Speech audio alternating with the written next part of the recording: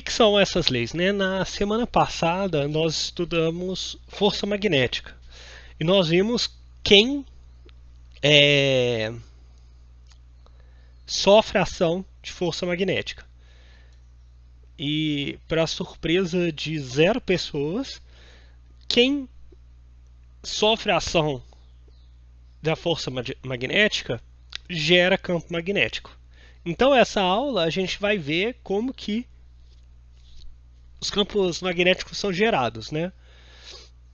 Então, se a gente for pensar, né, no que a gente estudou na semana passada, a gente viu que cargas em movimento sofrem ação do campo magnético, correntes, ímãs. A gente não viu, mas eu mencionei para vocês spin, né? Spin, por exemplo, de partículas subatômicas, né?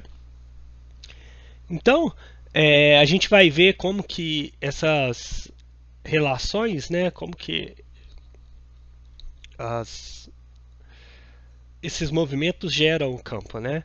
É legal a gente ver que essa geração de campo pode estar vinculada a movimentos de partículas subatômicas, como a carga, o spin do elétron, ou pode estar vinculada a corpos celestes, por exemplo, magnetares, que são estrelas de nêutrons que têm um campo magnético muito forte, né? E a gente consegue visualizar esses tipos de efeitos, tá?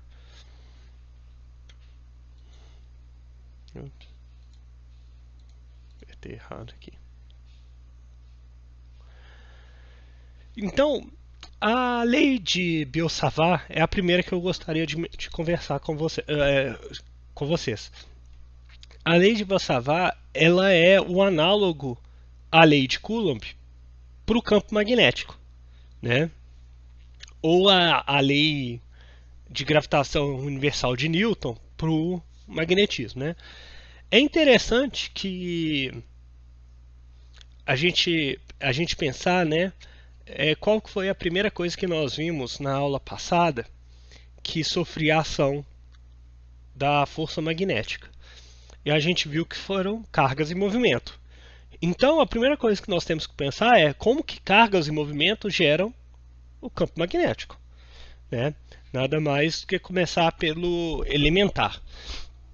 Então, a gente vê aqui que o campo magnético ele é proporcional, né, à carga, ele é proporcional à velocidade. Então veja que também se a velocidade for zero, não há campo magnético, né? Como do mesmo jeito que se a carga está parada, ela não sofre ação do campo magnético, né?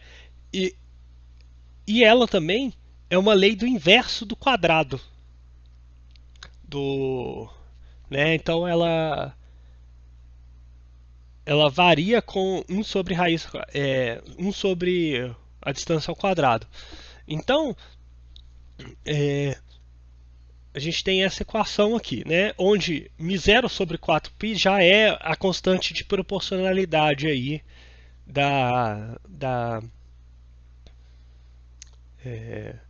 do campo magnético. A gente vai ver direitinho de onde que aparece esse μ0 sobre 4π mas daqui a pouco, tá?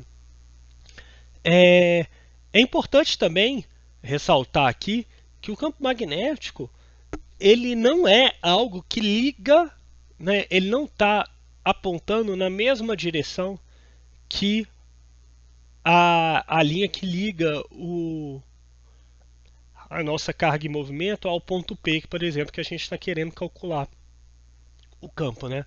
O campo ele sempre está no perpendicular a esse plano definido pelo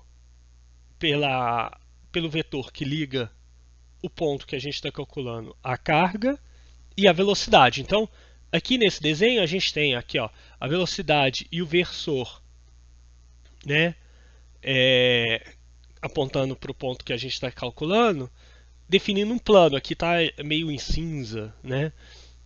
E aí veja que no ponto P, onde que a gente está calculando, né, querendo saber o campo, a gente tem esse o versor, né, o campo magnético normal a esse plano definido. E note também que o campo é zero, né, se ele está na mesma direção da velocidade, né, dado o produto vetorial aqui, né. Então a gente vê essa situação, tá? Tenho duas cargas, tá?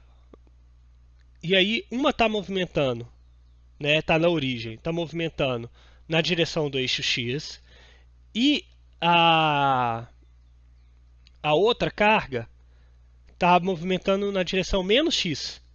Aí vejo aqui que por esse movimento da carga V, aí deixa eu pôr aqui, ó. Eu gosto de usar a regra da mão direita, tá? Que deixa eu inverter minha câmera para ficar fácil aqui para eu pensar, tá? A regra da mão direita. Então, tá apontando na mesma direção da velocidade. O campo vai estar, né, na direção como se estivesse rotacionando aqui, né? Então, nessa situação, esse campo aqui, né, ele está para cá, então ele está para regra da mão direita, então é para fora aqui, ó. Eu estava fazendo com a mão esquerda, tá? Então aqui para fora, ó. Então, para fora do papel, né, do slide aqui.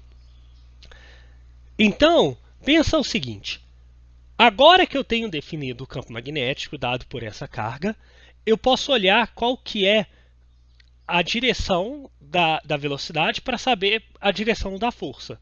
E aí é a regra da mão direita, né? V VEC B vai dar uma força FB aqui para cima. Então, Aleph, igual você estava perguntando, a direção do campo não depende se tem ou não a presença da carga, né, que vai sentir o campo magnético. Mas aí a gente vê posteriormente, né, sabendo a carga e a velocidade, qual que é a direção da força. Ficou claro agora para você? Isso? Ótimo. Tá? Então, aqui a gente vai... esse exercício, lembra que a gente tem, esse exemplo aqui, a gente tem duas cargas, né, em movimento aqui.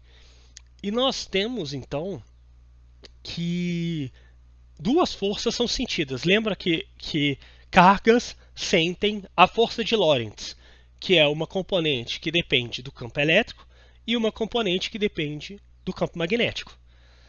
Então, vamos lá. Se eu calcular a força elétrica, eu tenho isso aqui, né, entre as cargas, sendo R a distância entre elas. Só depende da distância e acabou. Se eu estou calculando a força magnética, eu sei que é QV VEC B.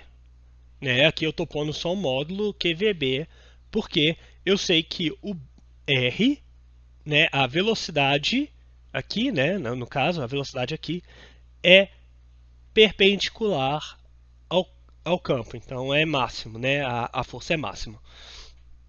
E aí, jogando aqui, eu tenho isso aqui. Uma razão interessante é a gente olhar qual que é a razão entre as intensidades dessas forças, né? FB sobre FE.